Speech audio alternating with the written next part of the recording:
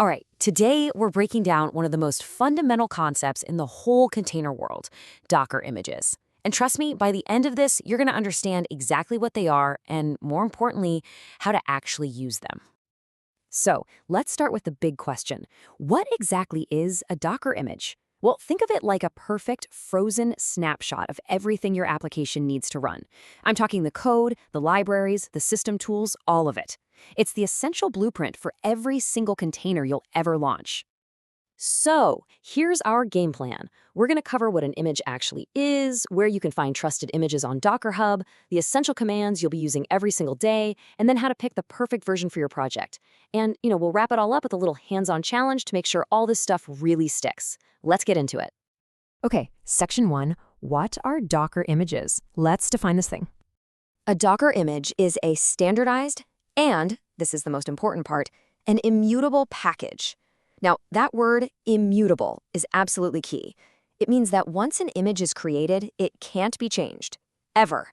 And this is amazing because it guarantees your application will run the exact same way every single time, no matter where you deploy it. To really let this sink in, let's use an analogy. An image is like a recipe for a cake, or maybe a class in object-oriented programming, right? It's the static, read-only template. A container, on the other hand, is the actual cake you baked from that recipe. It's a running instance of that class. It's the live thing, the process, created from the image. Now here's the really clever part. A Docker image isn't just one giant monolithic file. Nope. Instead, it's actually made up of multiple layers, all stacked right on top of each other. Let's go back to that layered cake idea. The bottom layer, your base, might be an operating system, like Ubuntu. Then, the next layer on top of that adds Python. The layer above that installs all your app's dependencies. And then the final tippy-top layer, that's your application code. You see, each instruction you write in a Docker file creates a brand new, distinct layer. And this layered structure is what makes Docker so ridiculously efficient. Docker is smart. It caches each layer. So what does that mean for you? Well, if you only change your application code, that top layer, Docker just reuses all the unchanged layers below it. It doesn't have to reinstall the OS, Python, or the dependencies. It only rebuilds that one final layer, which makes your builds incredibly fast. Okay, so where in the world do you get these images? Well, that brings us to the global registry for them, Docker Hub. Now, Docker Hub has millions of images. But for any real project, you're going to want to stick to what's called trusted content.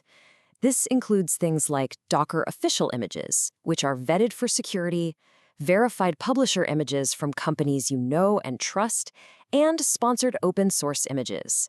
Sticking with these is just the best way to make sure your base images are secure and well-maintained.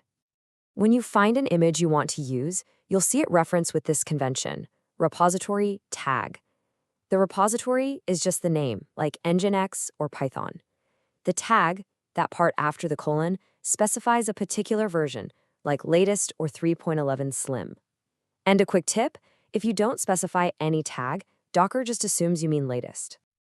Okay, enough theory, right? Let's get our hands dirty with the commands you'll actually need to manage images on your own machine.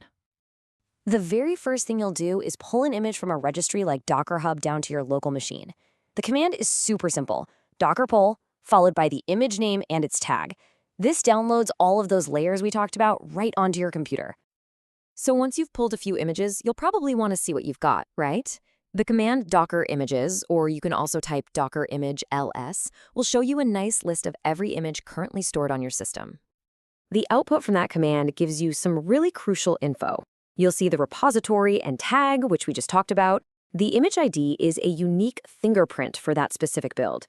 Created tells you when it was built, and size shows you the total size of all its layers combined. Now, if you want to see those layers we were talking about, the Docker image history command is your best friend.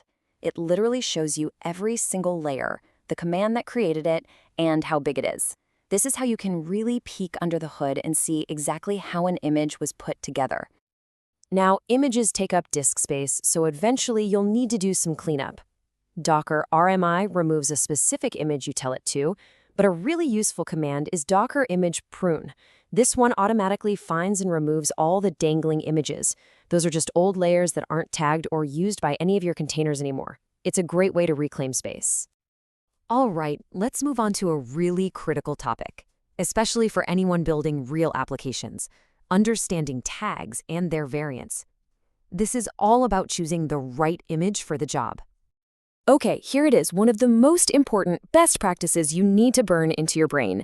Avoid using the latest tag in production. Just don't do it. Why? Because the latest tag is a moving target. The maintainer could push a new version with breaking changes tomorrow, and your application could suddenly fail. For predictable, reliable, reproducible builds, you always want to use a specific version tag, like Python 3.11.5. You'll also see other words in tags that describe the underlying operating system. The Alpine variant is super popular because it's tiny, like around 5 megabytes tiny, which is awesome for security and performance. Slim is a stripped-down version of Debian, and variants like Bullseye or Bookworm are the full Debian OS versions, which have more tools you might need during development. And the difference in size here is just staggering. I mean, look at this. A standard Python 3.11 image can be close to a gigabyte. The Slim version is a fraction of that, and the Alpine version is even smaller. So you can see, choosing the right variant has a massive impact on your final image size, download times, and your security footprint.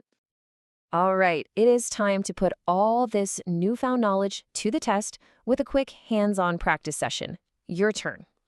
So here's your challenge. Go ahead and pause this explainer and try these 5 steps in your terminal. First, pull the Node.js 20 Alpine image. Then, pull the MySQL 8.0 image. List your local images so you can see them. Check out the layer history of that node image. And finally, clean up after yourself by removing the MySQL image. Go on, give it a shot. So let's do a quick recap. The big things to remember are: images are read-only. Layered templates, they're your blueprint. Docker Hub is the central place to find them. And please always use specific version tags in production. Get comfortable with the core commands: pull to download, images to list, history to inspect, and RMI to remove. And that's it. That's your foundation for understanding Docker images. You now have the concepts and the commands to start working with them confidently. So our final question for you is, what 3 images are you going to pull for your next project? Thanks for joining us.